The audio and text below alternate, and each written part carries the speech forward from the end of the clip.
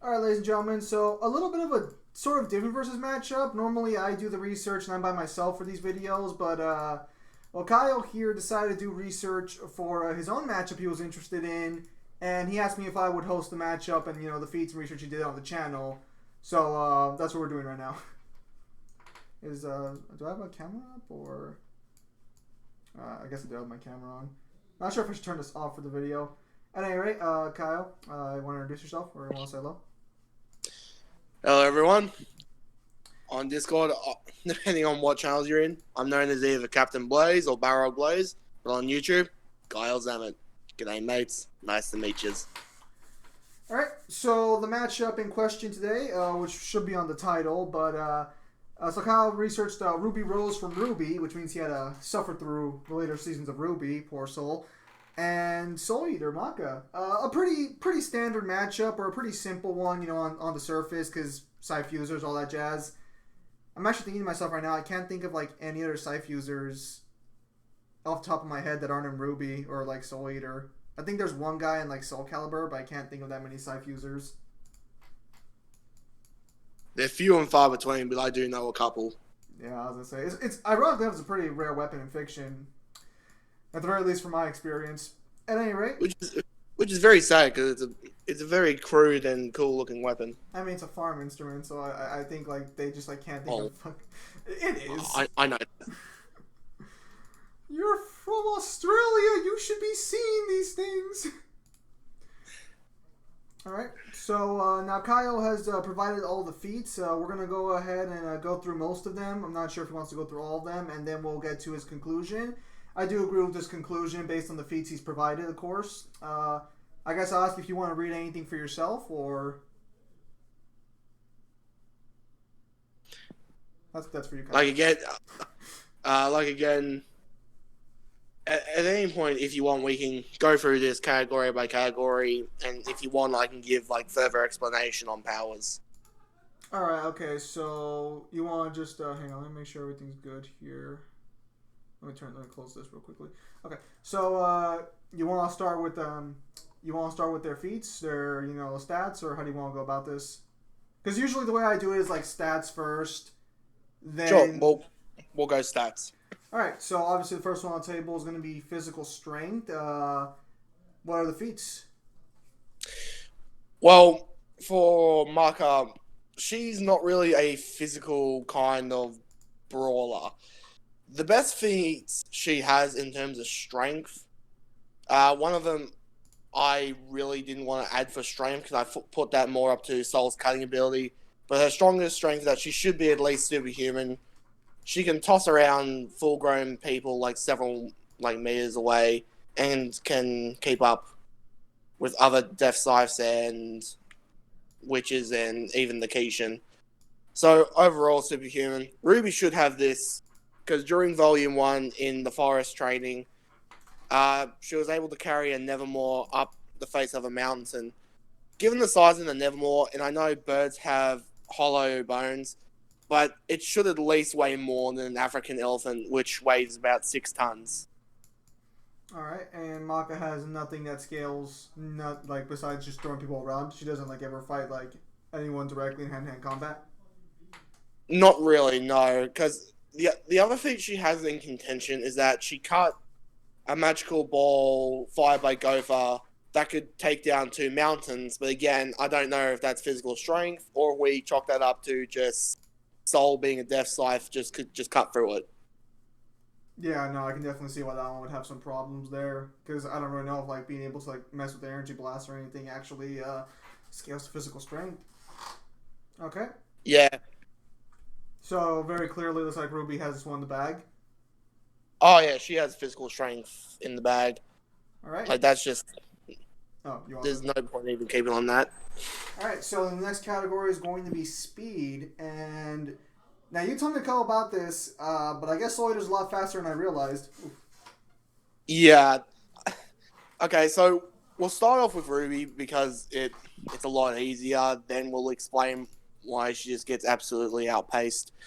So Ruby herself, she doesn't show any lightning feats, but she should scale and be faster than both Blake Belladonna and Sun Wukong, who in season 4 All right. was capable of dodging and intercepting lightning on the boat.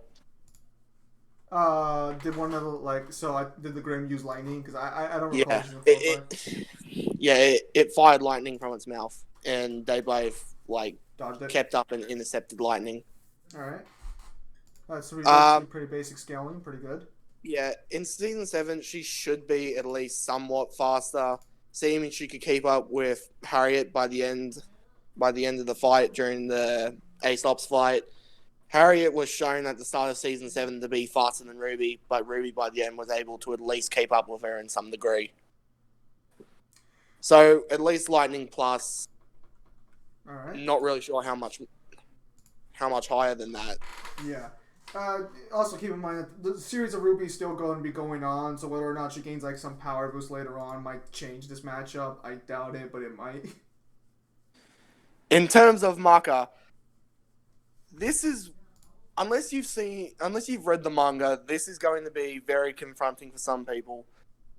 Maka is easily faster than light to faster than light plus. During the battle on the moon, several Death Scythes and Meisters were capable of intercepting and casually either keeping up, deflecting, or just straight up dodging light being fired at them from short distances. On top of that, she should be comparable to Black Star, who caught and chucked back light, and even more so when she dons the Black Blood dress, which increases her speed. On top of that, during the final fight with the Kishin, Black Star, Death the Kid, and Maka straight up react and block an attack from Kishin Ashura's Vaja, which fires an actual laser.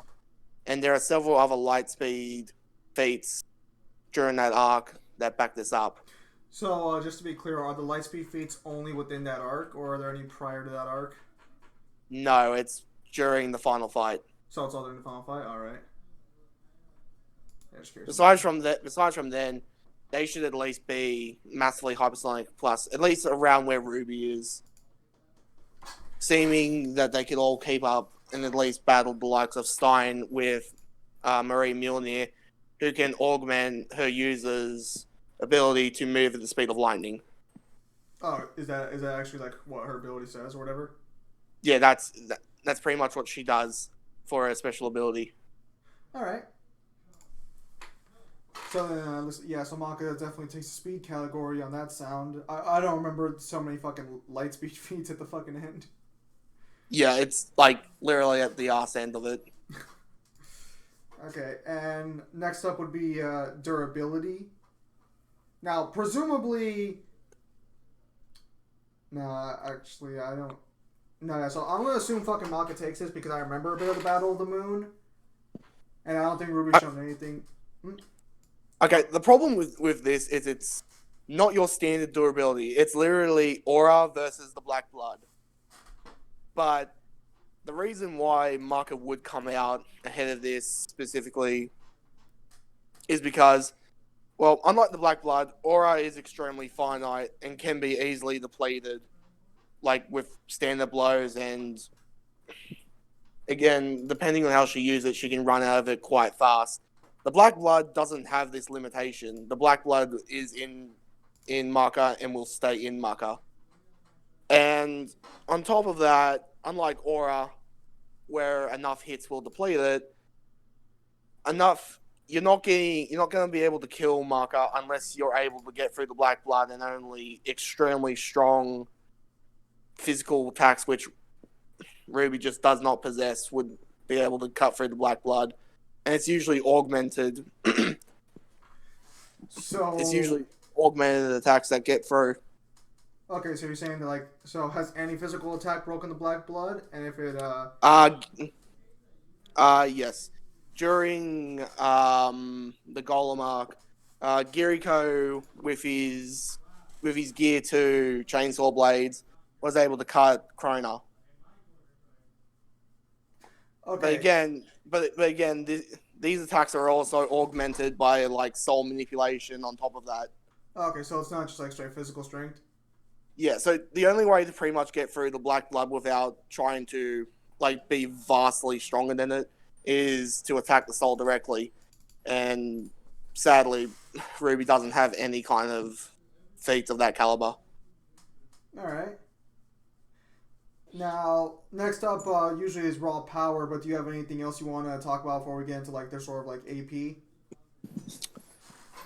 Um, I mean, we can get into range if you want, because I know some people will try and argue range. All right, sure. Yeah, let's go ahead and talk about that. Ruby obviously has a giant ass sniper rifle, so she's got some pretty good range on her, based on the characters.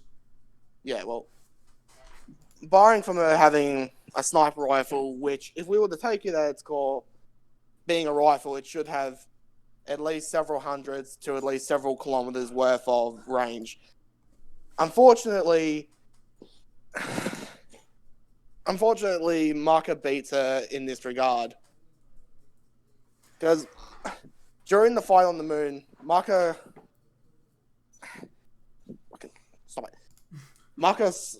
copies an ability where she's able to fire light now.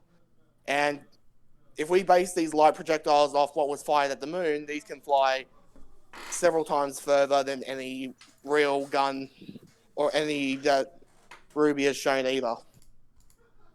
So, like, what? Do they go from the moon to the Earth, or what? All right, so to get the cosmology of Soul Eater, the moon, while still being in the orbit of the planet, is still like several, like hundreds of kilometers up. And it was able to pinpointly fire and attack witches and the blimp that was going towards the moon. So you're saying that the moon is actually farther away in Soul Eater than it is in real life? Because I'm pretty sure the moon is several kilometers too. It's no way. Like it's still within the planet. Okay, so yeah, it's just like equal distance then. Well, at the same time, the light attack is not really the best range feat Maka has. If Ruby tries to run away, she wouldn't be able to hide, as Maka can sense souls several kilometers away, or she can straight up use her soul wavelength and scan the entire planet for a singular soul. Yeah, I remember you telling me that, and that just felt like complete bullshit.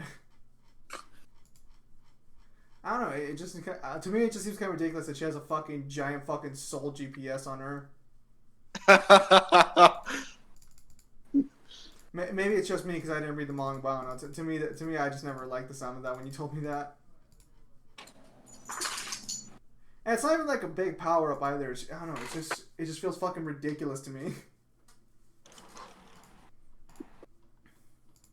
All right. So very clearly, it sounds like Maka for sure has the advantage here. Definitely. So you wanted to do AP now? Yeah, AP would usually be where it goes next. So alright, so in terms of AP,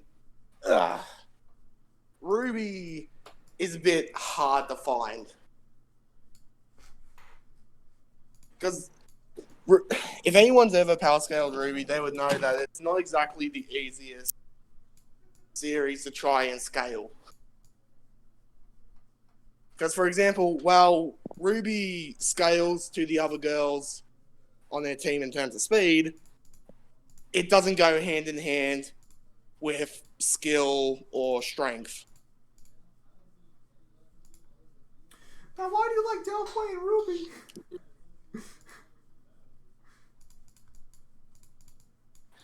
So the best that I could find and pretty much come up with is at least city block level. At least city block level. So what would be the feat that would potentially scale her to that, so that way people, have a more solid idea? I don't normally grill this hard, but I feel like since you put the work in and you have the feats right here, I figured you'd be able to remember. Let me see if I can scroll up.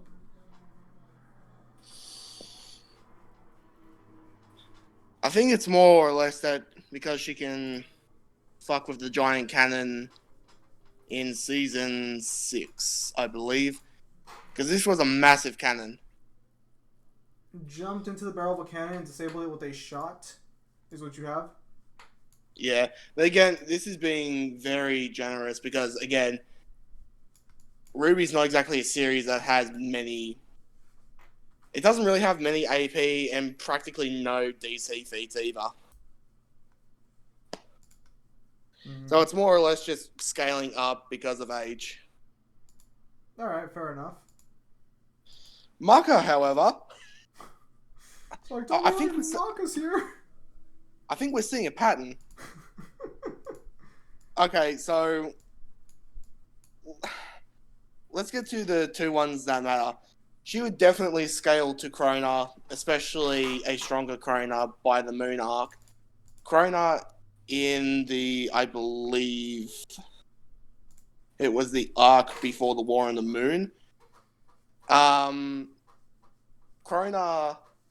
literally covers an entire town in, I want to say, Ukraine.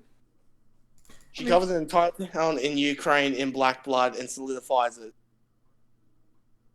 I don't think the location really inherently matters, but all right, fair enough. And by the end of the series, Krona makes several statements about how they can destroy the world, and they're going to destroy the world, especially after absorbing the Cation. And Before so, the Cation bites back. and you would say that is a credible source, or that Krona is credible with her own statements. Should be, because the Cation alone, the Cation's wavelength was capable of encompassing the entire planet, and someone's soul wavelength should be the equivalent of their power, or even greater. So at least at a very highball planet level. But if you really want to, like, kind of downgrade it, you can put it at town. It's anywhere between town and. So you cut out a little bit there, but you're saying anywhere between town and multi-planet level? Not multi-planet, Oh, just we're at planet. planet. I'm so used to adding Because there. there are several planetary statements, but it depends on how much you really want to go by the statements. Because again, she is capable of fighting the Cation. Well, she did have help from Black Star and Death. She did a lot of the legwork. Looks at Soul. Yes, he's carrying her, but that's not the point. All right. Okay, so very clearly Maka has, at the very least, she has a higher argument for higher AP. Now, next would be powers and abilities. Now, I have Maka's powers on the screen right now, so if you want to go over any of like the unique ones, the ones you want to talk about specifically, go ahead. I got them all highlighted though for Maka, because Ruby doesn't have all that many powers, from what I remember, because it's really just like semblance. She has her semblance and her aura. Yeah, and that's it. Yeah, and all her semblance does is allow her to transform into petals and move faster with limited flight capabilities. So not really anything all that grand. You mentioned Maka's black blood and her sensory thing, so keep that in mind. I mean, you're looking at the powers right now. Are there any powers that you see that you think need a little bit more explaining?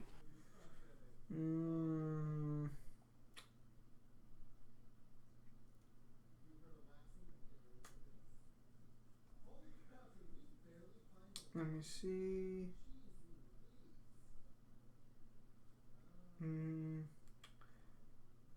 No, well, I guess maybe Soul Melody, because I believe you argued when you were telling me about it that would be able to neg her abilities, if I recall correctly. Yes. Okay, so Soul Melody is a technique that Soul used during the invasion of Baba Yaga Castle Arc. He used this to negate Arachne, who became madness itself and had no physical body. Arachne was producing madness, which was crippling everyone inside and outside of the castle except for Maka and Soul, and he straight up negates the madness. He's also shown that he can use this to negate other abilities. Wait, So, so he does this prior to becoming a Death Scythe? yes. What a Gary stew. This is bullshit. Why is he so fucking strong? Continue. Yeah, so basically by doing this, he can either amplify, um, well, again, if this is during Soul Resonance, he can further amplify Soul Wavelength between him and Maka, or he can do a Team Soul Resonance where he can amplify anyone on his team's Soul Wavelength. And by negating Soul Wavelength, he can stop the opponent from using several different abilities. And it should be noted that every attack feels different. Because both Maka and Soul can perceive and feel the Soul Wavelength. And when somebody's going for a different kind of attack, the Soul kind of changes and they can feel it. Alright. And you believe that would be able to shut down Aura and shit like that? By all rights, it should. Because while World of Remnant does say that's a passive, in show it's been explained that it has to be automatically like that. It's no longer a passive. They've retconned this to be something you have to concentrate and maintain. Are you saying Ruby is inconsistent with its lore, Kyle? I mean, not just its lore, but that's neither here or there. Alright. And obviously the elephant in the room would be the Silver Eyes. You know, could that work on Black Blood? Would you like to explain that? Yeah, I would actually. So a direct quote from the show itself on how how the Silver Eyes work. A flash of light from the eyes that can turn grim in the stone, blind them, or vaporize them. This power exclusively works on the Grim and will only activate while in the presence of Grim. Black Blood is not Grim, so the Silver Eyes would be a no-go from the very beginning. Yeah, all right. Makes pretty good sense there. Now, I guess because I was asking this. I guess you should maybe explain that like Grim and Black Blood aren't exactly the same thing. In case someone wants to argue like, oh well, what they're the same thing, tomato tomato. All right. So, if you've seen Ruby, you would know that the Grim are created by the God of Darkness. And the God of Darkness created these soulless creatures who are just like incarnations of just pure destruction and evil. The difference with the Black Blood is that the Black Blood is neither evil nor is it inherently malicious or destructive. The difference of them being is that the Silver Eyes was specifically designed to counteract something created by the God of Darkness, while the Black Blood is only created from the blood of Keishan Ashura, and Keishan Ashura was Death's fear incarnate. So if you want to get really technical, it will be arguing that the Silver Eyes can erase evil. The Black Blood's not evil, it's just technically the embodiment of, it's just the blood of the embodiment of fear. Alright. And so very clearly the verdict here, with everything being said, would be that Maka would win this fight pretty easily based on all the feats presented. Now, like even without any of the without any of her powers, just to get into more of the Soul Eater lore, demon weapons should be superior to standard weapons to begin with. In the prologue for Black Star, it was explained by Mifune that demon weapons are stronger than regular weapons. And on top of that, Death Scythes have been explained by Jacqueline and Kim to be vastly superior to the standard demon weapon. And presumably they're Death Scythes. For context, for those who don't know, Soul Eater, Dead Scythe is a higher tier of like existence for weapons. It's when they're specifically used directly by Death, who is Okay, so basically the god of the world. a death scythe is when a weapon has reached its true form. That is specifically what a death scythe is. Yeah, any weapon can become a Dead Scythe as long as the user makes them one. Pretty much.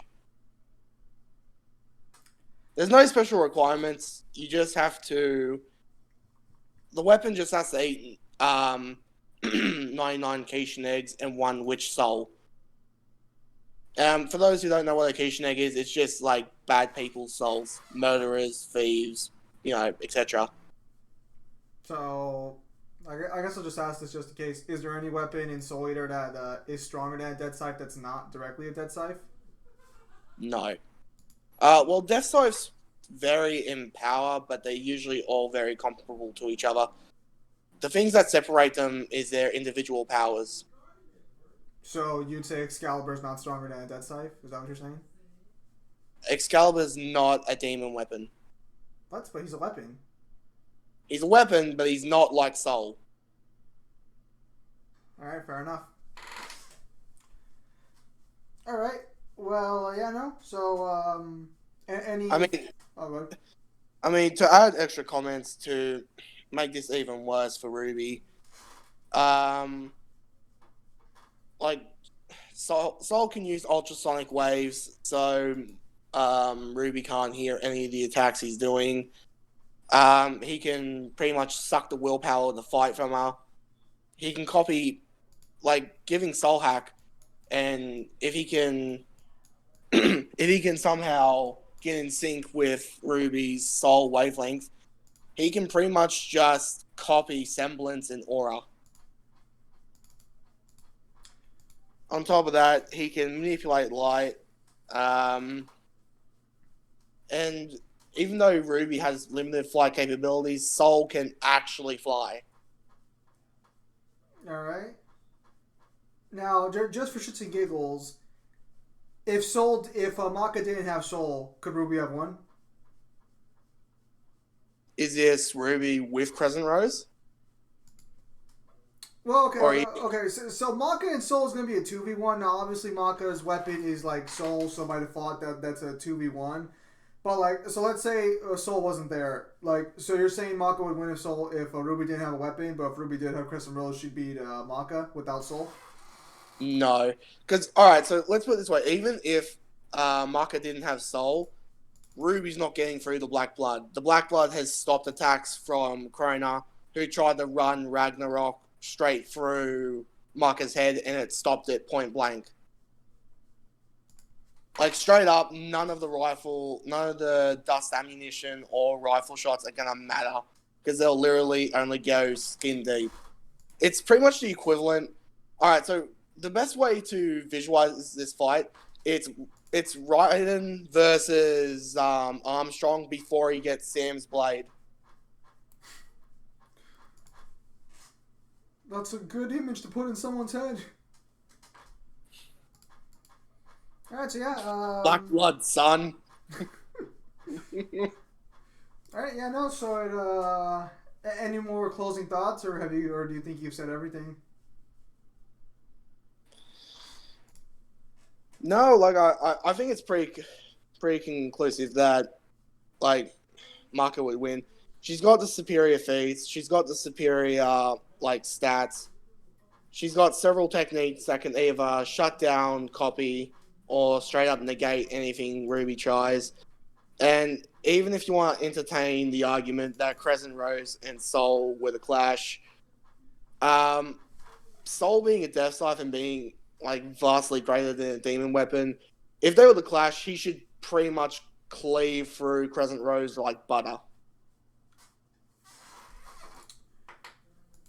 All right, And this isn't even going into like stronger forms like the Witch Hunter, the Demon Hunter, and the Kishin Hunter.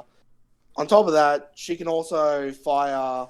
She can also do an indiscriminate spinning attack where she can fire her own soul wavelength. So she can even bypass Ruby's durability and attack her on the soul. Alright. Yeah, no, definitely with the feats provided, Ruby just doesn't have anything to counter that right now. Now, again, I'm going to specify right now because Soul Eater is finished, but Ruby's still going on, so we don't know if in the next couple of seasons we might get like a massive upgrade for Ruby. Because I'll be honest, I think Lightspeed dodging is going to happen to Ruby at some point. It seems weird to me that it hasn't happened yet. Like, with so much fucking random weapons, I'm surprised no one has a fucking light weapon. I mean, give it time, but so if anybody's watching this in the future, this is Ruby during season 7. Season 8 has not come out yet, so just in case anyone wants to try and throw any later season feats in. Watch season 8 just completely fucking buff Ruby to fucking bullshit ass levels. If it does, I would absolutely laugh. I mean, even if they give her light speed, I don't see her getting past a lot of Souls hacks. You're gonna find out that her roses allow her to fuck with people's souls. Because again, this fight is pretty much the equivalent of putting a standard Scythe user who can use like low tier fiction abilities against somebody who can use high tier fiction abilities and is pretty much uncuttable. Yeah, no, as of right now, it definitely looks like the fight's going to be in favor of Maka, which, again, I have heard a lot of this feats prior to this video, but I was very surprised with how much bullshit Maka gets near the end of the series. Especially the whole the Lightspeed things was the one that surprised me more than anything else. And again, if anyone wants to read Soul Eater, it's only just over 113 chapters, so yeah, it's I suggest giving it a read. One of the shorter mangas, but like each chapter is like freaking what, a fucking 40 pages at least. 40 pages each. Yeah. Yeah, I mean, I've read some of it, so I know it's not a bad story to read by any means. All right. Well, yeah, I don't really have too many further comments to say here. This is a very clear, like, this is as clear a day of Stomp as it could possibly be. Again, if anybody has any additional questions, like serious questions to this matchup, leave them in the comments and I'll get to them. Alright, yeah. So if you made it this far into the video, thank you guys for your time as always. Have a nice day. I'll see you guys on the next stream or video. Let's go ahead and